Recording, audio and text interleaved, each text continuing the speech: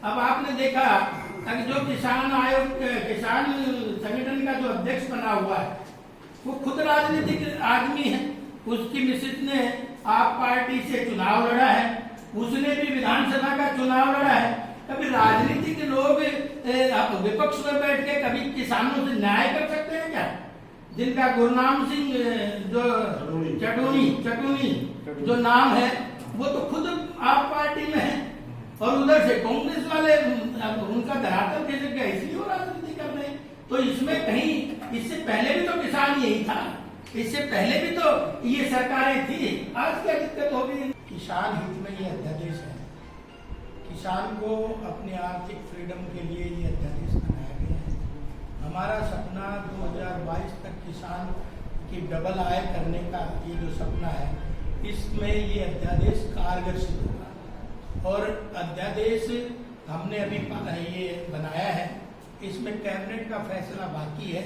किसान भाइयों को कोई सलाह देनी हो, किसान संघर्ष समितियों ने कोई सलाह देनी हो, उसके लिए सरकार मानने के लिए तैयार है। अगर किसान हित में अगर वो सुझाव देते हैं तो सरकार मानेगी। तो मुझे नहीं लगता कि ये किसान के को आगे बढ़ाने में ये सहयोगी रहेगा।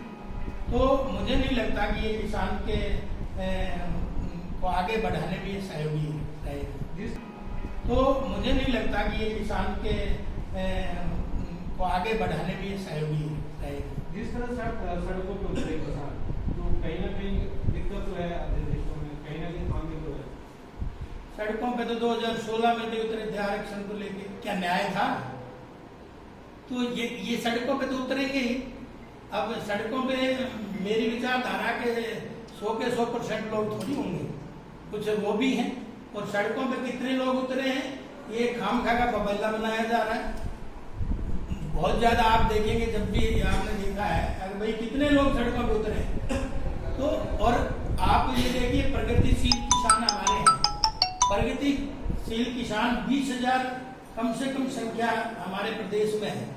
जो लोग अपनी पैतृक जो फसल है उससे उभर के ओपन मार्केट में आना चाहते हैं और उनसे उनके जब पूछेंगे तो किसी ने 1-1 एकड़ में 2-2, 4-4 लाख रुपए कमाने का भी काम किया है अपनी नई फसल उगा के। तो वो भी तो किसान है, ये भी किसान है। तो किसान के लिए ये फायदे का मैं समझता हूँ है। और किसान को पूर्ण आजादी है। जैसे मैंने 4 बातें बताई।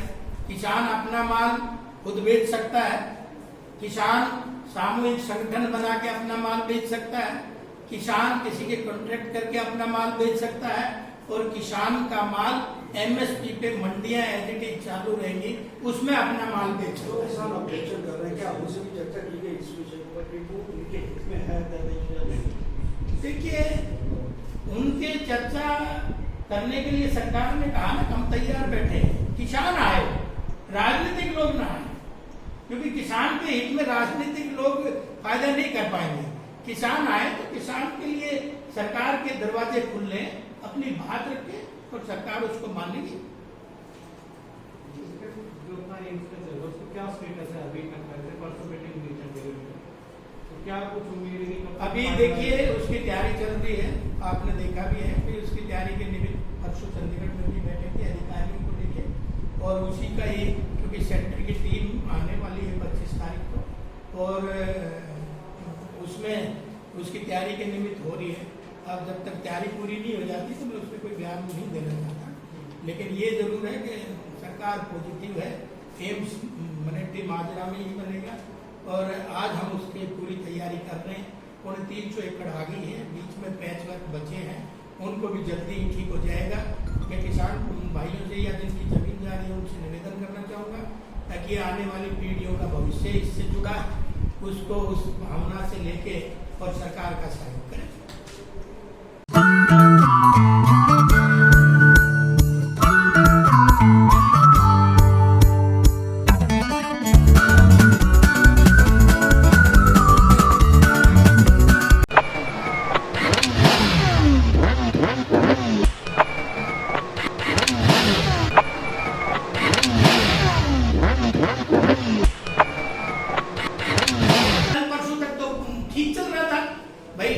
मिलिट्री वालों ने जमीन नहीं दी, हमने माजरा वालों की 350 एकड़ जमीन एक्वायर करी। 350 एकड़ में ठीक है, बीच में पैच रह रहे हैं, क्या प्रयास नहीं चल रहे? प्रयास पॉजिटिव चल रहे हैं, लेकिन बीच में रहने वाले लोग लगे 50 लाख चाहिए। तो या तो वो इनकी संघर्ष समिति जुटी थी, उन्होंने बात नहीं करनी चाहिए, और जब कोई बात कर दी है तो मैं समझता हूँ फिर तो सूद सा करना चाहिए, और ये इलाके के लिए वरदान साबित होगा। इसलिए सब लोगों को बड़ा मन रख के इस पे राजनीतिकरण ना करें। और कब तक आएगा ये? बात होगी पड़ेगी, कब तक अभी लगेगा 5-10 साल नहीं। अब मुझे क्या पता था आप कब पैदा होंगे, परमात्मा के हाथ है, भविष्य के हाथ में है ये तो। एम्स की कब तक बनने तैयार हो जाएगा?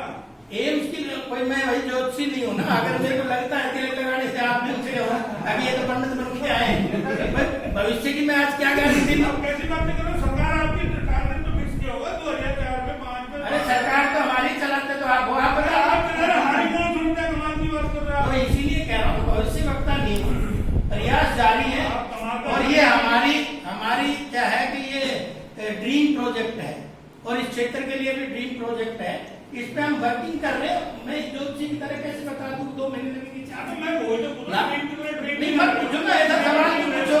अब आप मेरे से सवाल पूछो, कल जिंदा रहोगे ना, मुझे क्या पता? कोई बता सकता है क्या?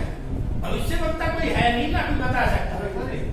पिछली सरकारों की तुलना में हमारी सरकार ने जो किसानों के लिए किया, इसलिए मैं किसान भाइयों से आपके माध्यम से आग्रह करना चाहता हूँ, गुमराह ना हो, क्योंकि भारतीय जनता पार्टी खुले मन से किसानों से आज बात करना चाहती है। इसी तरह का कोई संशय पैदा नहीं करना चाहती। संशय तो वो करना चाहता है जो राजनीति कर रहे हैं, उनसे परहेज करें। नहीं, किसानों का तो ये भी कहना है कि बोलो भाजपा बोलती कुछ है, करती कुछ है, बात कुछ करेगी, करना कुछ और होता है, कहीं पे नहीं आया, कहीं पे निशाना। जैसे 2 करोड़ नौकरियों की बात की, आज कैसे रोजगार के लिए को मांगो मत बैंक, कोई चीजें कई सारे विषय सब आपको पता है। आज एकदम आपको पता है, एकदम स्थितियां बदलती रही। अब किसी को पता था क्या कोरोना आ जाएगा? अब 6, 7, 8 महीने से हर आदमी का सब बिजनेस भी चौपट है। अगर ये भी सरे आप लोग कह रहे हो बीजेपी की वजह से आया है कोरोना, तो मैं ये समझता हूँ, और ये सबको इसका मुकाबला सबने मिलकर करना चाहिए। परिस्थितियां तो कभी भी किसी के साथ बन सकती हैं। देश ने तो पूरा साथ किया है। 500 में देश बंद हो गया, 500 कोरोना के केस से देश में जब देश लॉकडाउन हो गया, आज एक साथ केस आ रहे हैं, सब कुछ खुला हुआ है। अब क्या है, तैयारियां क्या हुई लोग कोरोना से लड़ने? अरे भाई उसी टाइम भी आप ही कह रहे थे कि ये खोल क्यों नहीं रहे, खोल क्यों नहीं रहे, खोल दिया तो आपको ये परेशानी, ये बंद क्यों नहीं कर रहे, बंद क्यों नहीं कर रहे? और एक बात बताएं ना, वो एक्सपेरिमेंट में जब हमारा शुरू में ही हमारे पास न संसाधन थे, कोरोना नई बीमारी चली थी, ना हमारे पास मास्क था, ना हमारे पास सैनिटाइजर था, ना हमारे पास ट्रीटमेंट था। इसमें क्या बात है? धीरे धीरे आज हम उस मकाम पे पहुंचे हैं, और धीरे धीरे कोरोना ने भी, कोविड ने भी अपना स्वरूप बदला है। जिस तरह से वहां से चला था, जितना भयानक वहां था, यहाँ आके उतना भयानक थोड़ी हुआ। रिजल्ट आने लगे तो खोलना शुरू करना पड़ा है, तो इसमें कोई बात नहीं है, ये तो व्यवस्थाएं। अब वो जमाना चला गया ना, कोई क्या टाइम हो गया, बोले 11 बज गए, थोड़ी देर पूछने लगा क्या टाइम हो, 11 बज गए, शाम को पूछने लगा बोले क्या टाइम हो, बोले 11 बज गए। बोले यार घड़ी खराब है, 11 कह रहा है, तो बोले वो घड़ी क्या करेगी, जैसी स्थिति होगी उसी स्थिति के अनुसार तो बात करनी पड़ेगी। तो बोले मर्द की जबान है, तो इसमें जबान नहीं, ये तो हालात और परिस्थिति और प्रकृति, ये किसी व्यक्ति के हाथ में थोड़ी है जो आज बदली है बड़ी तेजी से।